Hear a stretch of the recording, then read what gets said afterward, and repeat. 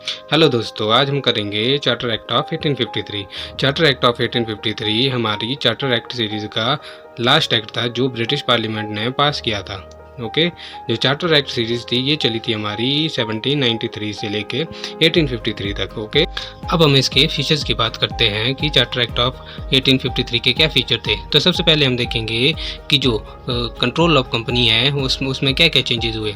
अब जो कंपनी है east India company purely political body बन चुकी है। ओके, तो अब जो इसमें कोर्ट ऑफ डायरेक्टर है जो इंट्रोड्यूस किए गए थे हमारे 1833 के एक्ट के अकॉर्डिंग, उनकी संख्या कितनी थी? 24 थी।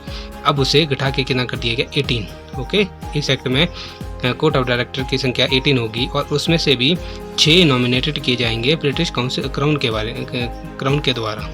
ओके, अब जैसे इस 1853 तक पंजाब भी इंडिया के अंदर ब्रिटिश इंडिया के अंदर आ गया था, तो जो उसका कंपनी का जो रूलिंग एरिया था वो बहुत ज़्यादा बढ़ गया था। इसीलिए कोर्ट ऑफ डायरेक्टर को पावर दी गई कि वो नए प्रोविंसेस या प्रेसिडेंसी को सेटअप कर सकते हैं। ओके, आई होप आपको यहाँ तक समझ आया होगा। अब हम जो दूसरा फीचर देखते हैं, दूसरे चेंजेस देखते हैं, उसमें क्या था? Administrative changes. ओके, तो इसमें हम देखेंगे changes in executive council. Executive council 1833 में इंट्रोड्यूस कराई गई थी। ये करवाई गई थी गवर्नर जनरल को रूल करने में हेल्प करने के लिए। ठीक है, जो एग्जीक्यूटिव काउंसिल में कितने मेंबर थे? 1833 में 4 मेंबर थे। इसमें एक था गवर्नर जनरल, दूसरा था मद्रास का गवर्नर, थर्ड था बॉम्बे का गवर्नर, चौथा था लॉ मेंबर था। ये परमानेंट मेंबर नहीं था, ना ही इसके पास वोट करने की पावर थी, किसी भी बिल पर वोट करने की पावर थी।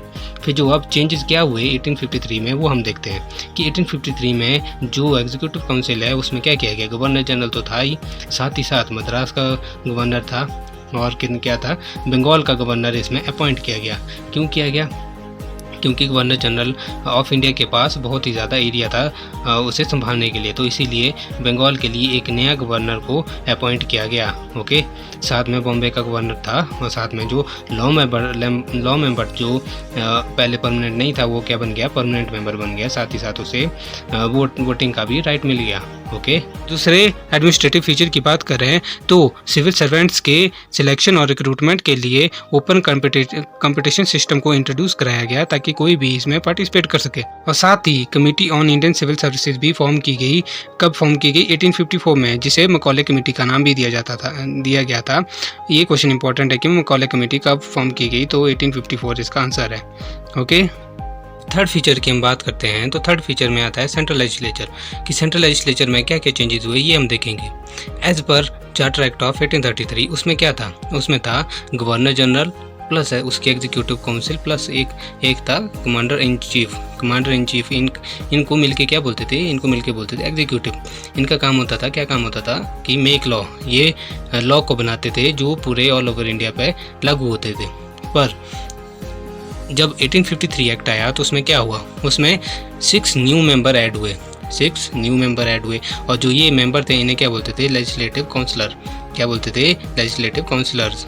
ओके, जो 6 लेजिस्लेटिव काउंसलर थे उनमें कौन कौन मेंबर थे? तो सबसे पहले मेंबर था chief justice of supreme court of Calcutta और जो दूसरा मेंबर था वो था रेगुलर जज of supreme court of Calcutta. Okay, जो अदर 4 मेंबर थे वो थे लोकल प्रोविंशियल गवर्नमेंट से चुने हुए। इस तरह हम देखते हैं कि जो 1853 एक्ट में सेंट्रल लेजिस्लेचर में लोकल रिप्रेजेंटेटिव भी चुने गए थे और जो ये मेंबर चुने गए थे वो चुने गए थे बंगाल, मद्रास, बॉम्बे और आगरा से। इस तरह हम देखते हैं कि फर्स्ट टाइम लेजिस्लेटिव और executive function of governor general, जो गवर्नर जनरल की जो काउंसिल है उसके एग्जीक्यूटिव और लेजिस्लेटिव फंक्शन उन्हें क्या किया गया? सेपरेट किया गया। ओके, इस तरह जो 6 एग्जीक्यूटिव और 6 लेजिस्लेटिव टोटल कितने हुए? 12। तो जो 12 मेंबर की जो ये काउंसिल थी उनको क्या बोलते थे? मिनी पार्लियामेंट इन्हें बोला जाता था और इनका काम क्या होता था? लॉ बनाना। और ये लॉ कहाँ इम्प्लीमेंट होते थे? All over India. Okay, I hope आपको चार्टर एक्ट ऑफ 1853 कंप्लीट समझ आया होगा। अगर आपको इस तरह की और वीडियो भी चाहिए तो प्लीज़ हमारे चैनल स्टडी फंडा 24/7 को शेयर करें, सब्सक्राइब करें और लाइक करें और साथ ही साथ नोटिफिकेशन बेल आइकन को दबाना मत भूलें। Thank you.